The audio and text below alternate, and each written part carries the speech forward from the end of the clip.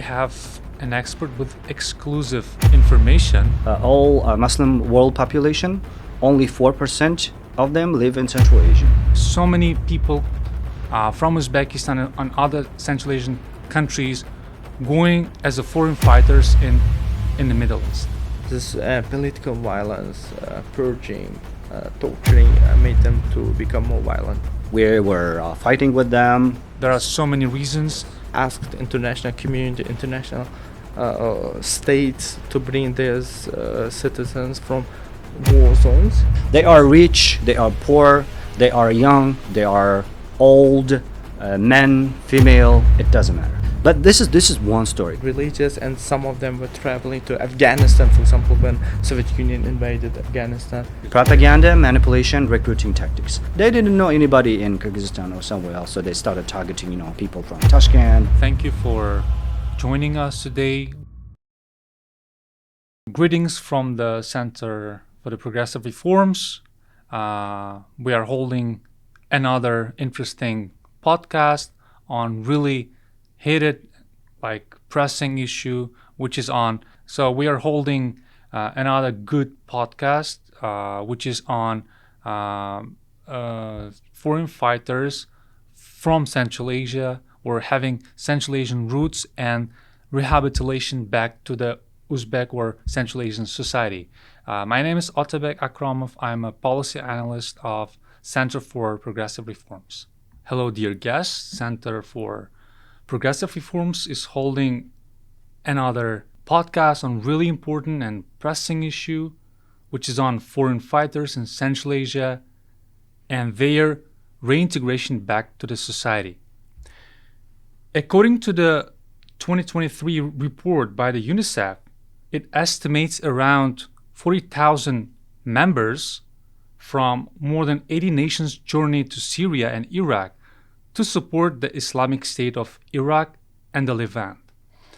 So by March 2024, over 2,100 individuals had been repatriated to the region, to Central Asia, through humanitarian missions orchestrated by Central Asian states. Notably, Kazakhstan welcomed back 754 of its people, Kyrgyzstan 511, Tajikistan 334, and Uzbekistan 531. As we see, this is a really important topic to discuss. That's why we welcome here Odil Gafarov, who is a non-associate fellow at the Institute for Advanced International Studies, whose research interests include unconventional warfare, counterterrorism, Chinese foreign policy, and military strategy. He's a recognized security expert for the United Nations Office on Counterterrorism, the European Commission, and other international organizations. He's currently a PhD student in political science at one of the top schools, such as Southern Illinois University. Before pursuing a graduate degree in the United States, he coordinated projects in Uzbekistan on preventing violent extremism, including the rehabilitation and resocialization of repatriated Uzbek nationals from conflict zones. Previously, he also managed youth development projects under the Shanghai Cooperation Organization. Also, he holds 2 degrees from China. One is in Peking University and the other one from Renmin University. Also, he's a BA in International Relations from the University of World Economy and Diplomacy. We also have, as another moderator in this podcast, Aloudding Komilov, who's a policy analyst in the Center for Progressive Reforms, who is also expert in various topics, including China, Chinese foreign policy, international relations, and domestic politics in Central Asia. So, as I mentioned above, the numbers, we can observe that this is a really hot topic which needs discussion. That's why we are wondering here and asking our expert how and why did we end up in such a horrible situation that we have so many people from Uzbekistan and other Central Asian countries going as a foreign fighters in the Middle East. Thank you very much, Otabek. I want to correct you. I think the situation is not that much horrible, honestly, because if you take the statistics on the members of the foreign fighters per state, you would see that Central Asians are at the bottom of the list. The most people are actually coming from Middle East itself, Northern African states, Algeria, Egypt, also the Iraq and Syria. They are the main sources of foreign fighters. But if you would count all foreign fighters from post-Soviet space, then yeah, that would they will end up probably 20% of all the other foreign fighters. Which is actually logical, right? Because like the states with the majority of Muslim citizens are located in Central Asia. So like Russia has less, like I don't know the exact numbers of the citizens, Muslim citizens. Yeah, that is a pretty tricky. That is a puzzling that because only out of all Muslim world population, only 4% of them live in Central Asia. So, but this 4%, they are making approximately 15-20% of those foreign fighters. So that is pretty much interesting. Yeah, this is also very interesting that when we see statistics, we know that Uzbekistan and some other Central Asian countries conducted special operation or mission to bring them to Central humanitarian operation to bring them. And what is interesting in that now Central Asian countries they are becoming leaders in integrating them into society. So like if you pay attention to numbers and all this social medical benefits, they're getting support from state, and they are getting housing and other social benefits. State are supporting them to integrate to society after this traumatic travel to Middle East.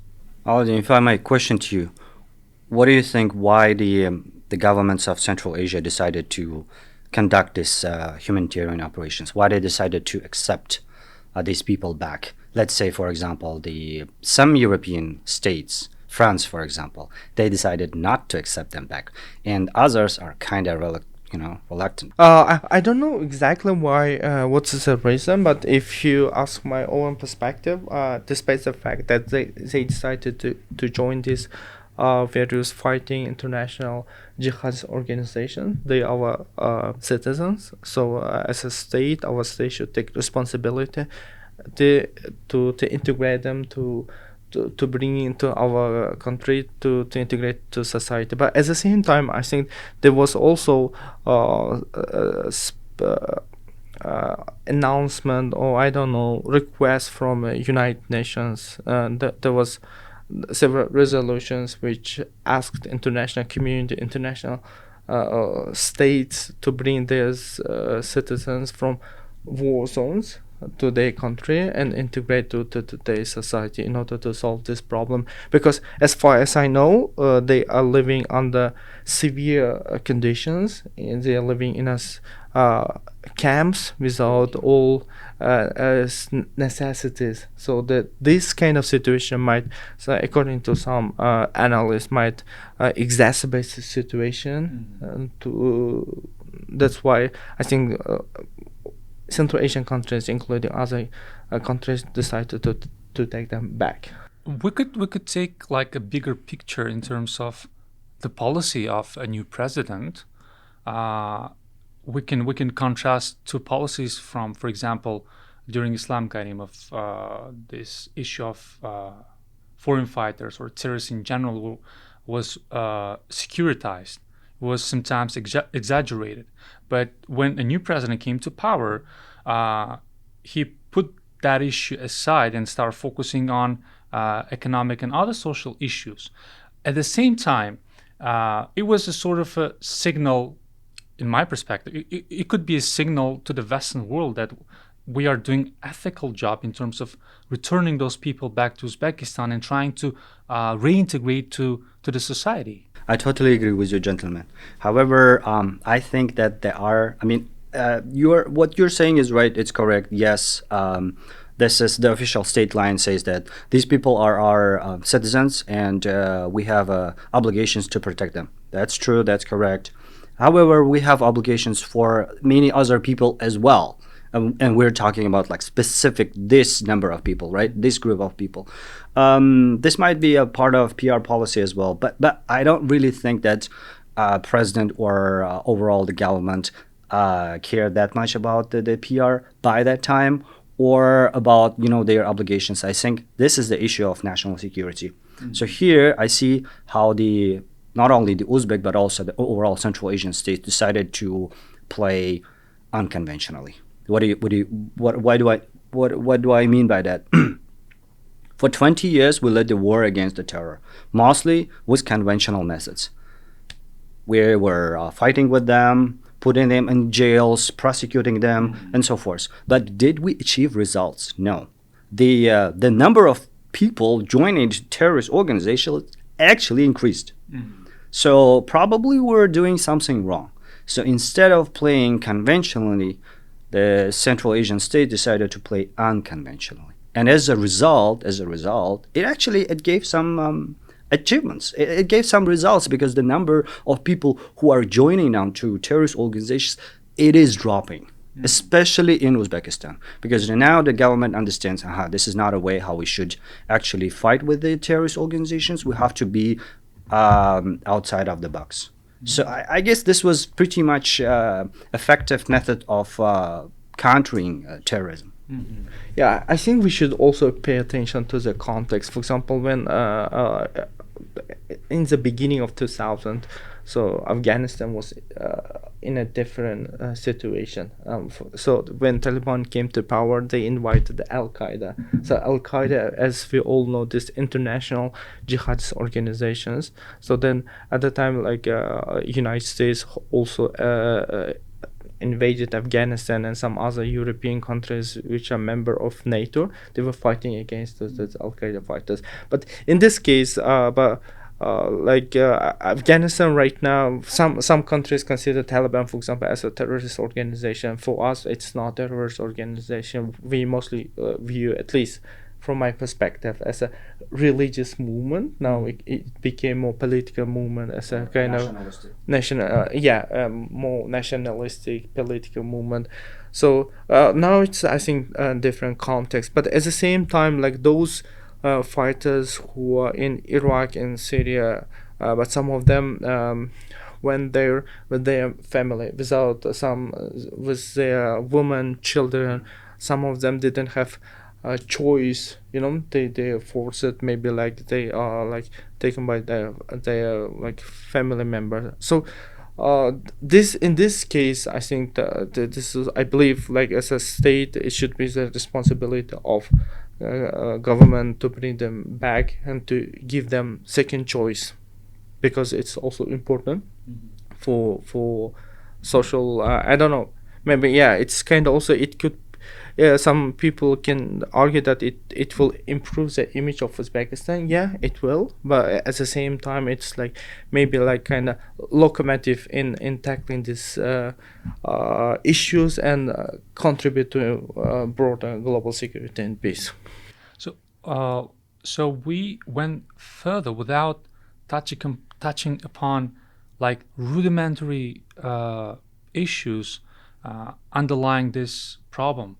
What if we talk about motivations behind those people who are going to fight for different types of organizations, terrorist organizations? So there are various perspectives on that.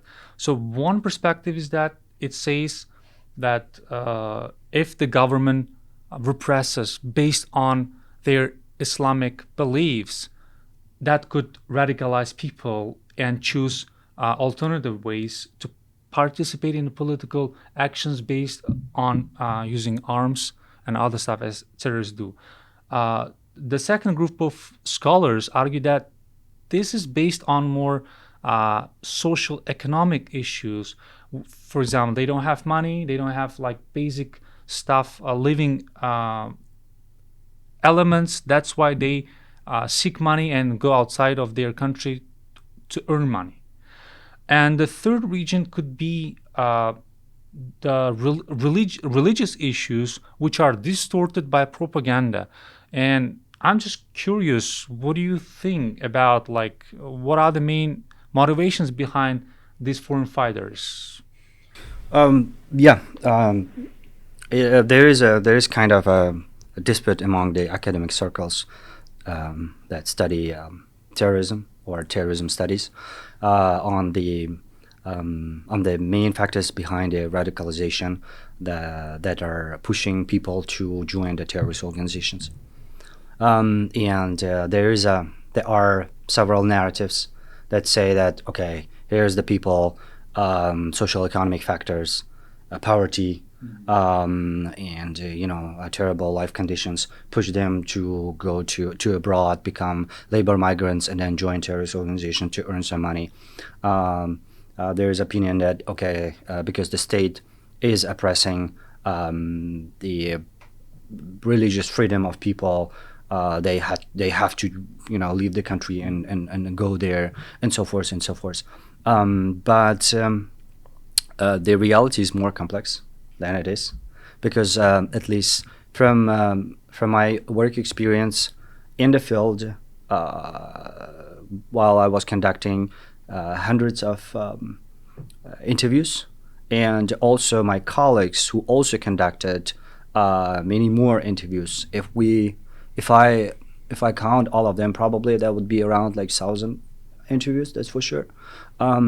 We can say that we haven't seen like a certain pattern of people why they join terrorist organizations. Just for the record, I want to say to our audience that we have an expert with exclusive information. Well, because like I'm also doing PhD in policy outside, like in the United States, and like I took a course on religion and politics. So like the books that we read, it was only based on like 3 and 4 interviewees or their family members. Odil has like expertise in this area because he interviewed like more than 100 people and kind of like how many 1,000 interviews. It's really exclusive information. So yeah. So let's say a team of 5 experts from Central Asia, different countries. Mm-hmm. If we sum up all the interviews, that would end up in like 1,000 probably. Yeah. And based on the bigger picture, I can say that there are no clear pattern of on why people are joining the terrorist organization. They are different, so we cannot really say which one is the main one. But if you start digging up, you would see that it's the personal insecurities and injustice that led the variety of people to join the terrorist organizations. They are rich, they are poor, they are young, they are old, men, female, it doesn't matter. So you mean that we can't just say or argue that based on those like 1,000 interviews, we can conclude that so the majority of people went for foreign fighting based on one reason. There are so many reasons, yes, and they all have like rights to exist, right? Yes. And then here's the question, then, if they have so many reasons, why they still join the terrorist organization? Mm-hmm. This would probably be because of the unique skills of certain people who hired them. Mm-hmm. And we're talking about recruiting and manipulation tactics. Propaganda, right? Manipulation, recruiting tactics. Specifically with the development of social networks, this became pretty much easy. But it's not only social networks. Like, for example, the ISIS is heavily rely on social networks, yes, but Al-Qaeda doesn't. So this is a kind of hybrid combination of certain manipulation tactics. They do have these organizations. They are pretty professional when it comes to PR and management. They have their own media strategies, and those media strategies particularly defined to whom you need to talk in order to recruit. So they have their patterns. They know whom to talk based on people's vulnerabilities, insecurities, and so forth. So they work according to their own textbooks. Yeah, if we draw some historical comparison, we can also talk about, for example, Egyptian case.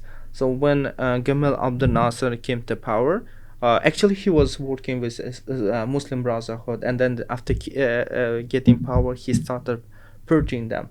So before, for example, Muslim Brotherhood used to be more like movement without violence, but the persecution, this torture forces them to adapt and to take some violent measures. So basically, one of the members of this Muslim Brotherhood was this Iqbal, who wrote this. In addition to that, we can also bring some Saudi case, for example, in 1970s. Before that, let me say something about the Egyptian case. So that particular case more relates to the political repression, right? Rather than propaganda, as was mentioned by Odil. So which is more pertinent in the Central Asian case. So in the Egyptian case, it was more political repression that made Brotherhood to become more a terrorist organization than it was before. Yeah, some people consider Muslim Brotherhood as a terrorist organism. For some, it's kind of religious movement. But what's interesting is that this political violence, purging, torturing made them to become more violent. So they started taking more violent measures. So this the second head of Al Qaeda, Ayman al-Zawahiri, he was also a member of this Muslim Brotherhood. He was from, as Odil mentioned, that it's not just poor people. He was from like nice background. Yeah, his ancestors working was at the Al-Aqsa Mosque, and his father was doctor. He was also well educated. So this is a bit complicated nuance. For example, if we take a look at Saudi history, for example, in 1970s, Saudi economy was not working well, but at the same time, religious this community, mostly Wahhabis, they banned, for example, watching TV, going out, having fun, alcohol, or some other things. Like not just alcohol, but all this entertainment. But people had too much time; they didn't have any entertainment. Some people argue that these also kind of caused that Wahhabism become more like popular among these youngsters. They were mostly becoming more like religious, and some of them were traveling to Afghanistan, for example, when Soviet Union invaded Afghanistan. So there they become radicalized. Like some scholars even say that Osama bin Laden was radicalized in Afghanistan during this war in Afghanistan. The complexity of the question is that, as Aloudding mentioned, the historical context is pretty much puzzled, perplexed. Pretty much perplexed. If you look at the history of both Al Qaeda and Islamic State, you would see that actually the religion itself is not a main motivator. It's struggle for power, because Al Qaeda emerged as based on the ideas of Muslim Brotherhood. But what the Muslim Brotherhood wanted, they wanted power, right? This is a power struggle. The same is applied to Al Qaeda. Osama bin Laden's main goal was not to create, Islamic State in the world. He first of all wanted to come to the power in Saudi Arabia, to get rid of royal family. And the same could be said about the Islamic State, because Islamic State was founded by the former officers of the Iraqi army, Saddam Hussein's army, and then they were just left, in the streets. They decided to create their own country, and religion was just a tool to unite the people. And the ISIS itself is just a the project of nation building based on different variety of experiments. It doesn't matter. But still, this was an attempt to create their own country. Why do so many people decided to join the to go to Syria? Well, some of the reasons is that they actually offered like a good proposal for people. Just imagine how their ad campaign looked like. They're saying, come to this place, we will give you a house, we will give you a work, we will pay you in gold. Everything will be fine. So some people actually went there because of the opportunities. Like for example, as I know, the salaries for doctors were around $27,000 per month, which is a lot. And if you're somebody, let's say in Kyrgyzstan working in Osh, and you do not have that much opportunities working in the local clinics, earning, I don't know, $200 per month or what, somebody would offer you a nice house and like all these opportunities. Of course, you would want to go there. This is one option. So these people, this economic opportunity one. The second one is they say that you have to do this hijrah, which the Prophet Muhammad also did. This is a religious motivation. The third one is for those who were oppressed during the Iraqi war.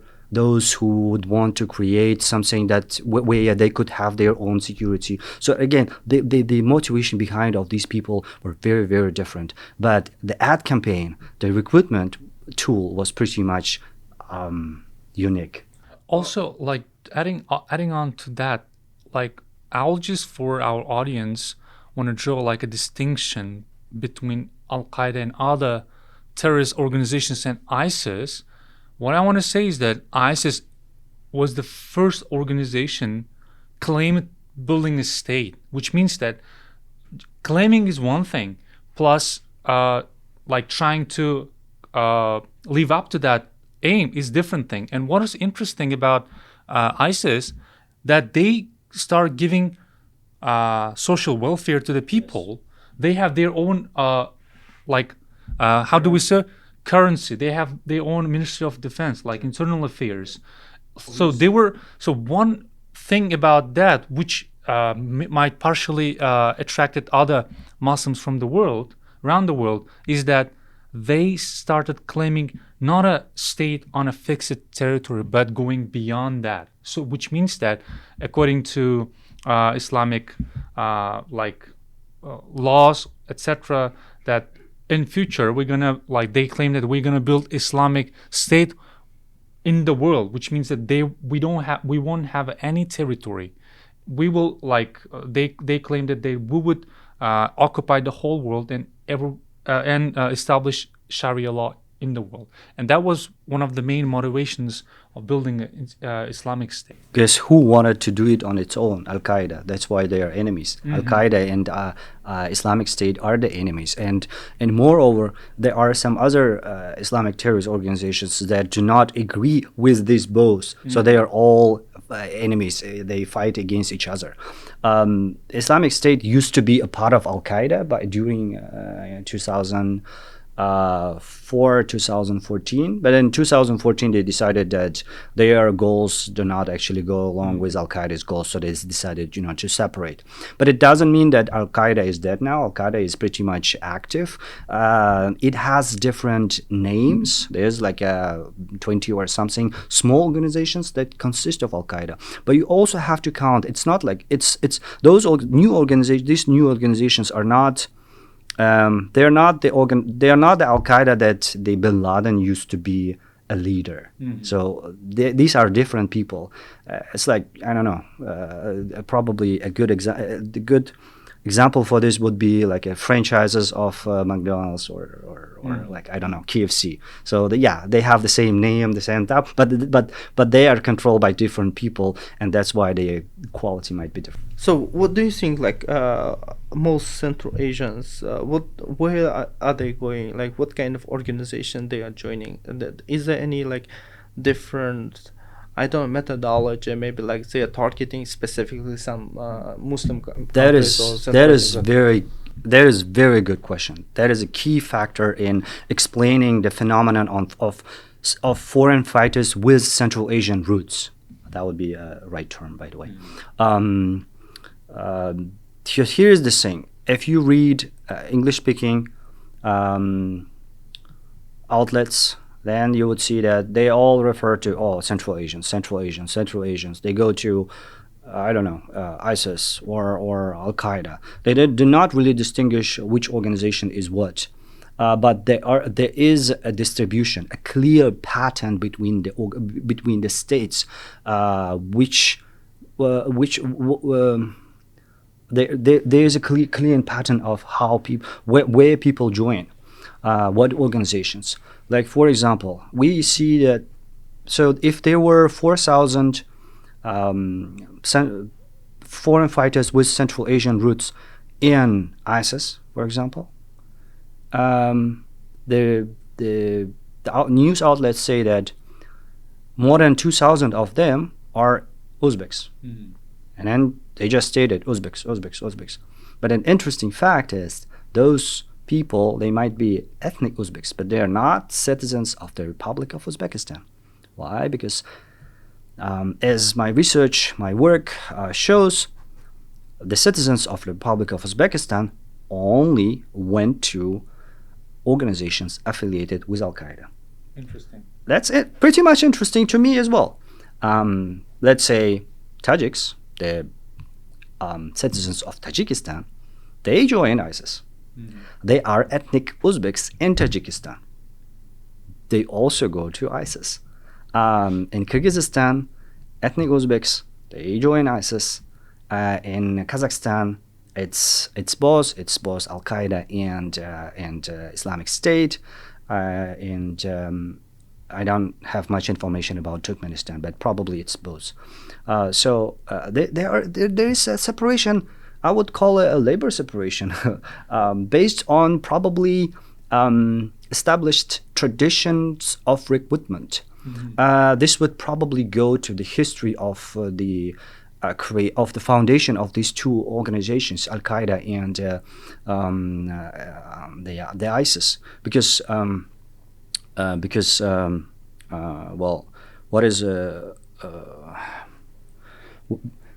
here's the thing: Uzbeks were Al-Qaeda and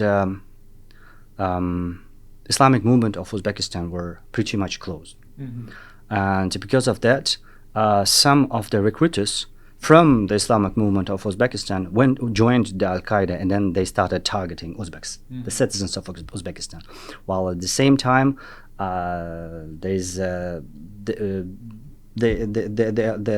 are other recruiters who joined the ISIS.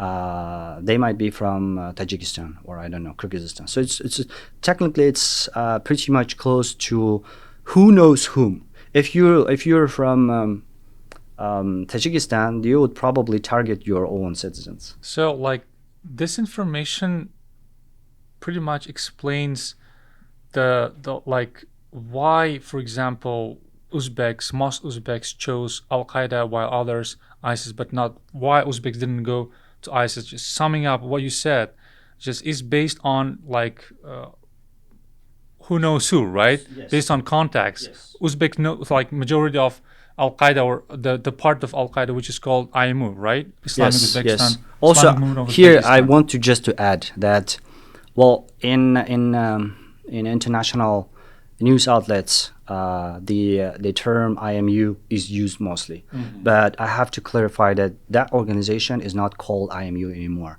In 2000, when by that time Al-Qaeda leader Osama bin Laden met with the Tahir Yildiz and Jumana Mangani, he talked to them and said that they have to change the name of organization because if the organization is called Islamic Movement of Uzbekistan, it would be targeted.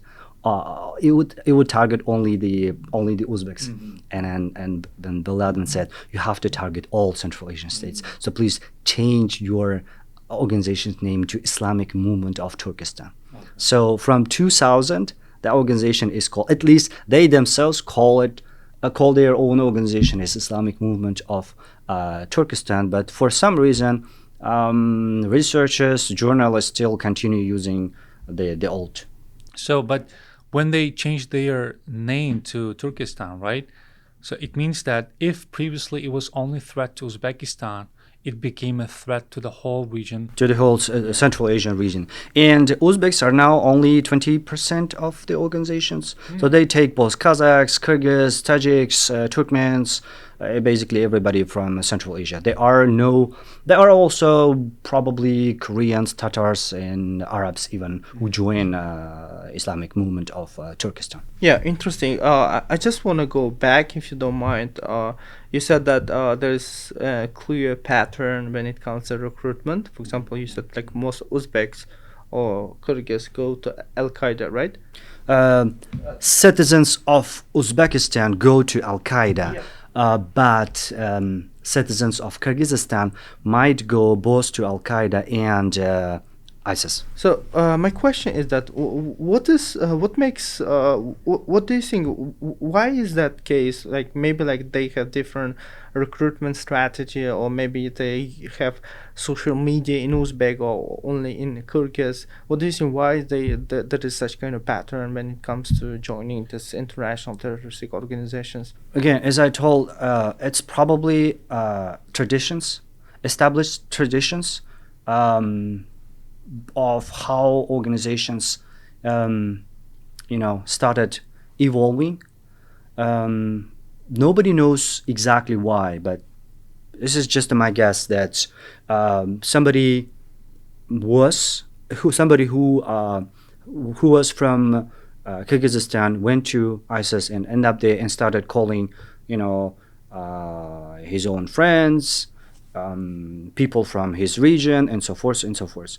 When it comes to Uzbekistan, these were members of the former Islamic movement of Uzbekistan, and they didn't know anybody in Kyrgyzstan or somewhere else, so they started targeting people from Tashkent, Fergana, Namangan, and so forth. So established historical traditions. Right. Yeah. I have a question. It's really interesting to me. So, like, we talk about like ISIS, who like promised a utopian place for like many people to live in, promised like lots of money, but we observed how they based on social media materials, how they tortured people, executed people. So I'm wondering, based on the people information that you got from people you talked to, didn't they disappoint when they went to the field itself? Yeah. Here we're talking about two groups of people: those who were brought back through the humanitarian operations, repatriation, and the second group is self-returnees, those who came back by themselves. Okay. They went to Syria, Iraq, or maybe even Afghanistan, and then they saw how life there is horrible. They lost their members of their families, kids, children, parents, husbands, wives. They got disappointed. They decided to come back. And they got caught by the security service. So maybe some of them got caught by the border control of Turkey or U.S. troops in Iraq or Syrian democratic forces and so forth. Some didn't. Some just straightly went to Uzbek embassy in Ankara or in Uzbek consulate in Istanbul and just asked for permission to come back. Oh. And once they got this permission, they went back by themselves. If they committed crimes, specifically, for example, men, if they really committed terrorist acts, they were imprisoned. But if they didn't, but they confessed, right? Yes. They saw, they understood, they asked permission to come back. They preferred to stay at home, even in prison, but still at home, and to be alive rather than being killed for nothing in Syria or Iraq. But this is one story. So there are self-returnees. But I've also heard, me personally, I've also heard stories how people had a pretty wonderful life there, living there, and then they got bombed by the U.S. and its allies, and they were taken to Al-Hol camp, and they suffered a lot, and then they were brought back. So again, I cannot really tell you that there's one, a clear, specific answer to your question. Some people did better off. Most people didn't. But again, some people were like, okay. So I was talking to one woman who was working as a recruiter for Al-Qaeda affiliated organization in Syria, and she did pretty much a good career there. Here in Uzbekistan, she was basically a teacher at school, and she couldn't grow in career for some reason. I don't know, but like she's very talented and smart. She's not a simple person. But then she got recruited by the Al Qaeda, and she started recruiting other people from all over Central Asia. She took them to Syria, and there she became a head of like police. A female police, like a sort of special forces. Can you imagine that Al Qaeda has a police unit that consists only of females? So she was head of this specific unit, and she did pretty good there. And if you talk to her, she would say that the life wasn't that terrible, but at the same time she is heavily radicalized person. Like you can feel that she's not a normal person. She is really into that ideology. So yeah, my next question somehow relates to what you just said. So like we talk about motivations, factors, different factors, and my next question is about like shifts to reintegrating back to the society. So you said, after coming back from that region, they're not normal people. They have changed it. And what are the like measures that the government or INGOs implement in order to reintegrate to the society? And is it possible, based on your experience, like did you succeed in reintegrating to the society? Yeah. So here's the answer to your question. If we take the total number of foreign fighters and their families who were in Syria, Iraq, or Afghanistan. Among them, 10% are killers, those who enjoy killing people. They don't really care about religion or anything else. They're just, sick people. Like for fun. Yeah. It's just who they are. They are like specific killers. Some have a combat experience, some don't, but I call them a culture of war. So everything that is related to war, crime, most of them pretty petty criminals, drug dealers or thieves or anything related to crime, or those who are doing combat martial arts, were interested in that stuff, and so forth. So they are connected. They're related to this culture of war. 15%, another 15% are dogmatized radicals, fanatics, religious fanatics. They were in this ideology, from very early years of their life, and there's not a big chance, to change them.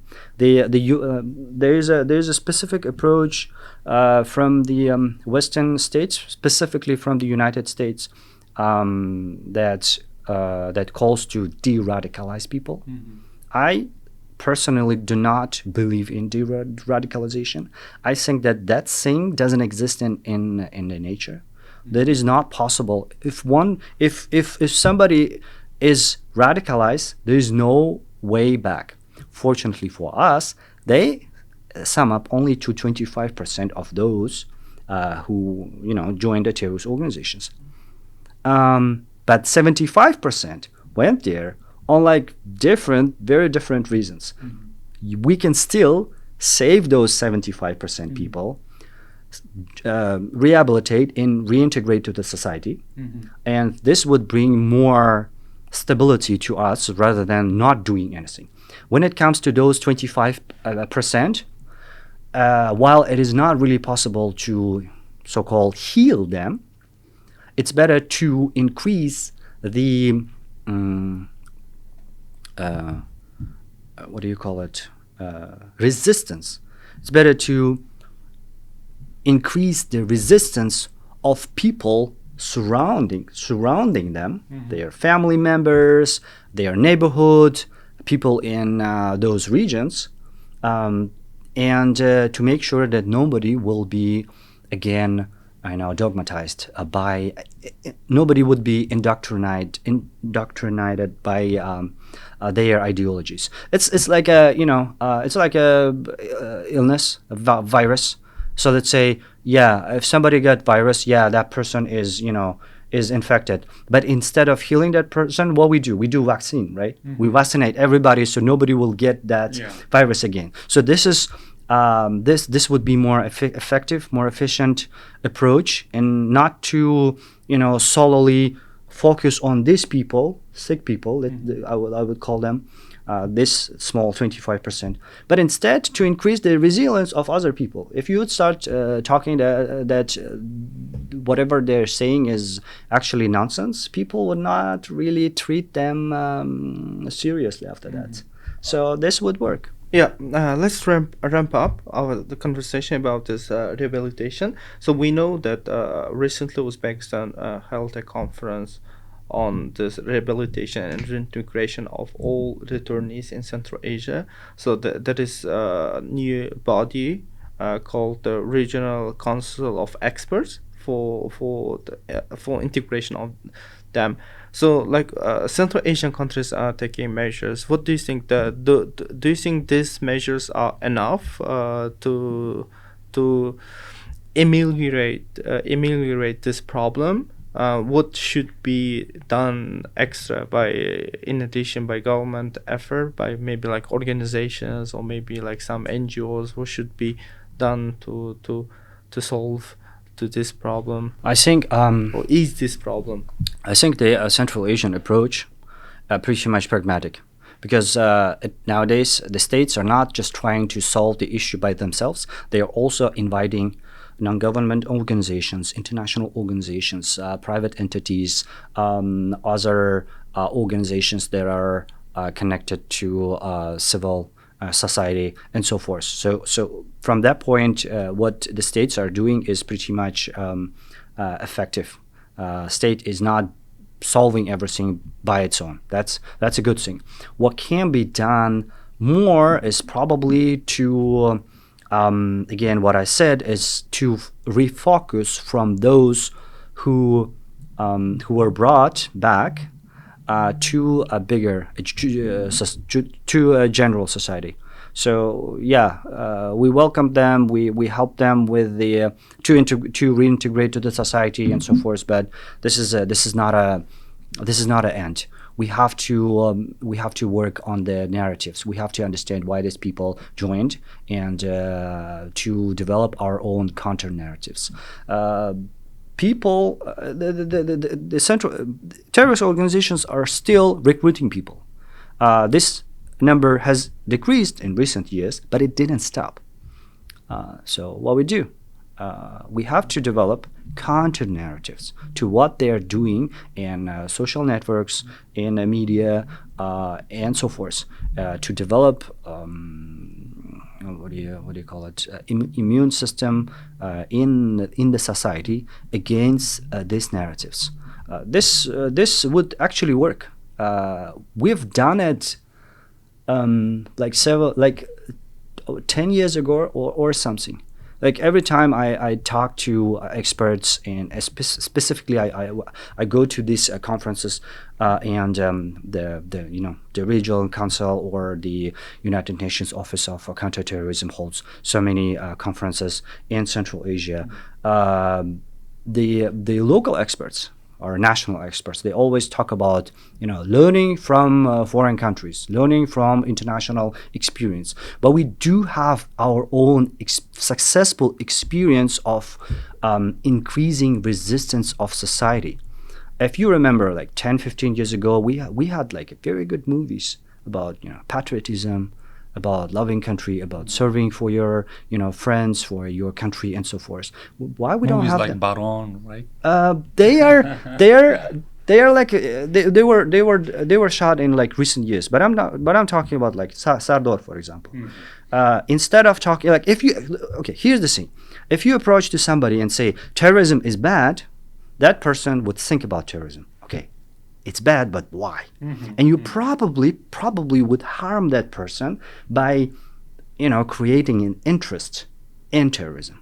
So the effective approach would be not to focus on terrorism, but to focus on something else that would be more interesting. So the more you talk about terrorism, the worse it becomes for the society. Yes. So for example, this movie Sardor, you guys watched it. It's about young people who got accepted to a military academy and who struggle with their own, personal issues. Somebody has a girlfriend, somebody wants to impress his own dad, somebody wants, chasing, his own dreams, somebody has issues with his own friends, and so forth and so forth. So it has nothing to do with terrorism.